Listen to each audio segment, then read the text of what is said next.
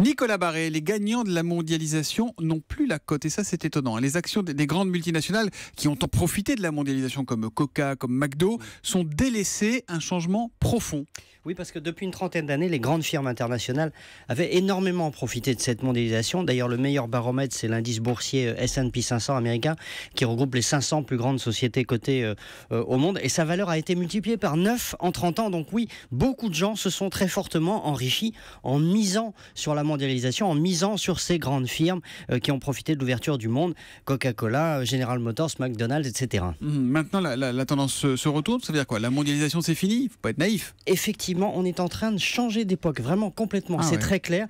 Au début des années 80, le commerce mondial, c'était 30% de la richesse mondiale. Pour faire simple, l'économie était mondialisée à 30%.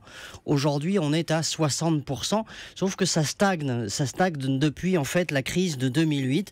Le commerce mondial progresse même un peu moins vite que la croissance mondiale, ce qui veut dire que ce grand mouvement historique de mondialisation auquel on avait assisté depuis 30 ans, ce grand mouvement est à l'arrêt aujourd'hui.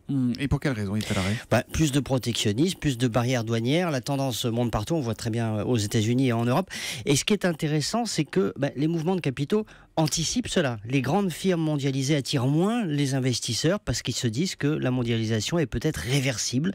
Ils préfèrent investir local plutôt que mondial. Et c'est sans doute la grande tendance des années qui viennent. Merci à vous les éditorialistes. À demain. À demain.